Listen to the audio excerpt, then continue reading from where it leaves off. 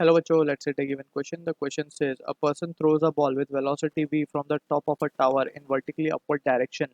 The ball reaches the ground with a speed of 3v. The height of the building is option A 4v square by g, option B 3v square by g, option C 6v square by g, option D 9v square by g.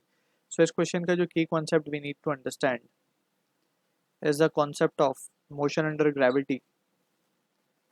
So motion under gravity में we can say this is the case basically of uniform acceleration of under the influence of gravity in the downward direction. So यहाँ पे हम equation of motion को apply कर सकते हैं, that is v equals to u plus gt. अब actually में equation होता है v equals to u plus at, but a यहाँ पे है acceleration due to gravity, तो we are replacing a with g.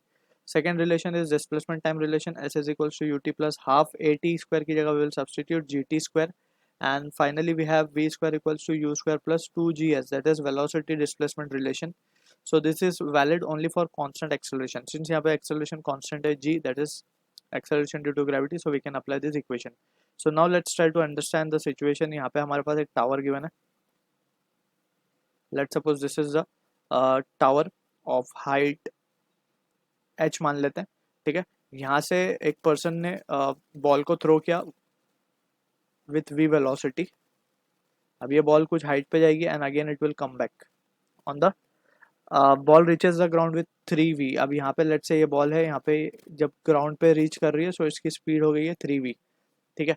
सो हमसे पूछा गया the height of the building is.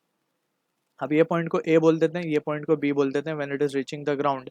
So a और b के बीच में अगर हम इक्वेशन ऑफ मोशन अप्लाई कर दें, सो यहाँ पे हम देख सकते हैं कि बाय यहाँ पे अगर हम ध्यान से देखें तो we can apply the equation, second equation of motion, right. तो सेकेंड इक्वेशन ऑफ मोशन भी हम इसमें अप्लाई कर सकते हैं, या फिर third equation of motion will be the better option. So according to this we can say v square will be equals to u square plus 2gs. अब हमें यहाँ पे बस कन्वेंशन फॉलो करनी है.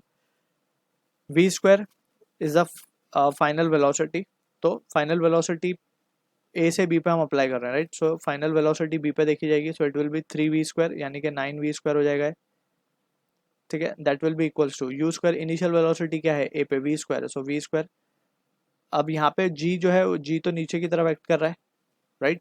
एंड डिस्प्लेसमेंट भी नीचे की तरफ हुआ है, a से b पॉइंट देखें तो नीचे की तरफ ही है, तो प्लस दोनों एक्चुअली g भी नेगेटिव होगा, डिस्प्लेसमेंट भी नेगेटिव होगा, तो इसको हम negative negative will become positive only. So 2 into G into S की जगह कितना डिस्प्लेसमेंट है a और b के बीच में, वो है हाइट ऑफ द टावर के बराबर, यानी 2gh हो जाएगा ये, ठीक है.